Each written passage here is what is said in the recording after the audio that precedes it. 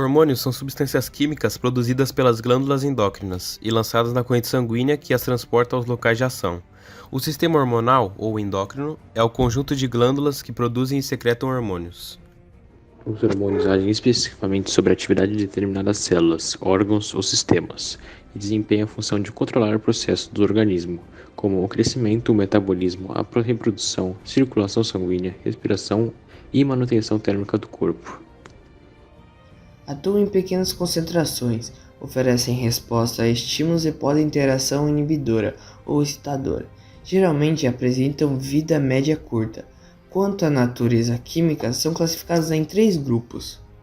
1. Proteínas. Hormônios produzidos pela hipófise, hormônio de crescimento, TSH, FSH, prolactina, LH, paratireoides, PTH e pâncreas, insulina e glucagon. 2. Derivados fenólicos. Hormônios produzidos pela medula, pela suprarrenal, adrenalina, cortisol e pela tireoide, T3 e T4. 3. Esteroides. Hormônios do córtex, da suprarrenal e das gônadas. As funções desempenhadas pelos hormônios podem ser agrupadas em metabólicas, que controlam a velocidade das reações químicas celulares, morfogenéticas, regulam o crescimento e o desenvolvimento de certos órgãos e de indivíduos como um todo, sexuais e reprodutivas, que controlam o desenvolvimento dos caracteres sexuais no âmbito morfológico, fisiológico e psicológico, nervosas e mentais, que influem sobre a informação do caráter e da personalidade. Quanto à solubilidade, os hormônios podem ainda serem classificados em hidrofílicos e lipofílicos. Os lipofílicos são solúveis em gordura e se encontram em mais de 100 tipos no organismo humano. São moléculas pequenas e não são armazenadas pelas glândulas, mas sim liberadas imediatamente após a síntese. Os hidrofílicos são solúveis em água, dissolvidos no plasma e por ele deslocados até as células-alvo. A regulação endócrina se faz por meio de um mecanismo denominado retroalimentação ou feedback, pelo qual o nível de um hormônio no sangue determina a estimulação ou a inibição da atividade de determinada glândula. A adenopofise, por exemplo, estimula o desenvolvimento e funcionamento da tireoide, das glândulas sexuais, córtex da suprarrenal e, por sua vez, é regulado por essas glândulas. Hipófise. Está localizada no centro da cabeça, logo abaixo do cérebro. Produz diversos hormônios, entre eles o hormônio do crescimento. É considerado a glândula mestre do nosso corpo, pois estimula o funcionamento de outras glândulas, como a tireoide e as glândulas sexuais. O excesso de produção desse hormônio causa o gigantismo, crescimento exagerado e a falta provoca o nanismo. Outro hormônio produzido pela Hipófise é o antidiurético, substância que permite ao corpo economizar água na excreção, formação da urina. Tireoide. A tireoide está localizada no pescoço, produz a tiroxina, hormônio que controla a velocidade de metabolismo celular, na manutenção do peso e do calor corporal, no crescimento e no ritmo cardíaco. O hipertiroidismo, funcionamento exagerado da tireoide, acelera todo o metabolismo. O coração bate mais rápido, a temperatura do corpo fica mais alta do que a normal, a pessoa emagrece por gastar mais energia. Esse quadro favorece o aparecimento de doenças cardíacas e vasculares, pois o sangue circula com mais pressão. Se não tratada, pode provocar o surgimento do bócio, inchaço no pescoço e também a enxoftalmina, olhos saltados. O hipotiroidismo é quando a tireoide trabalha menos e produz menos tiroxina. Assim, o metabolismo se torna mais lento.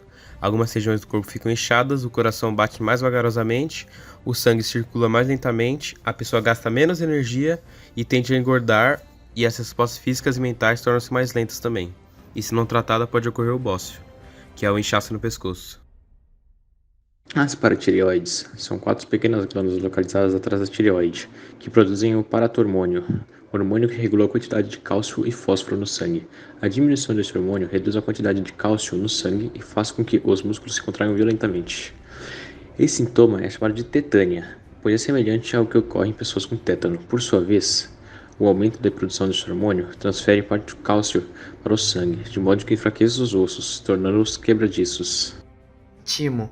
O timo está situado entre os pulmões, produz um hormônio que atua na defesa do organismo do recém-nascido contra infecções. Nessa fase, apresenta um volume acentuado, crescendo normalmente até a adolescência, quando começa a atrofiar. Na idade adulta, diminui de tamanho, pois tem suas funções reduzidas. Suprarrenais. As glândulas suprarrenais situam-se acima dos rins e produzem adrenalina, o hormônio que prepara o corpo para a ação. Os efeitos da adrenalina no organismo são: taquicardia. O coração dispara e impulsiona mais sangue para as pernas e braços, aumentando a capacidade de ocorrer ou de se exaltar em situações tensas. Aumento da frequência respiratória e da taxa de glicose no sangue, liberando mais energia para as células. E a contração dos vasos sanguíneos da pele, de modo que o organismo envia mais sangue para os músculos esqueléticos e, por isso, fica mais pálidos de susto. Ficamos, na verdade, né? E também gelados de medo. O pâncreas é uma glândula mista, pois além de hormônios, insulina e o glucagon, produz também o suco pancreático, que é lançado no intestino delgado e desempenha importante papel na digestão. A insulina controla a entrada da glicose nas células, onde será utilizada na liberação de energia, e o armazenamento no fígado na forma de glicogênio. A falta ou a baixa produção de insulina provoca o diabetes, doença caracterizada pelo excesso de glicose no sangue, a hiperglicemia. O glucagon funciona de maneira oposta à insulina. Quando o organismo fica muitas horas sem se alimentar, a taxa de açúcar no sangue cai muito e a pessoa pode ter hipoglicemia, que gera a sensação de fraqueza, tontura, levando em muitos casos ao desmaio. Nesse caso, o pâncreas produz o glucagon, que age no fígado, estimulando a quebra do glicogênio em moléculas de glicose. Por fim, a glicose é enviada para o sangue, normalizando a hipoglicemia. Glândulas sexuais. As glândulas sexuais são os ovários e os testículos que fazem parte do sistema reprodutor feminino e do sistema reprodutor masculino, respectivamente. Os ovários e os testículos são estimulados por hormônios produzidos pela hipofise. Assim, quando os ovários produzem estrogênio e progesterona, os testículos produzem diversos hormônios, entre eles a testosterona, responsável pelo aparecimento das características sexuais secundárias masculinas, como barba, voz grave, ombros volumosos, etc.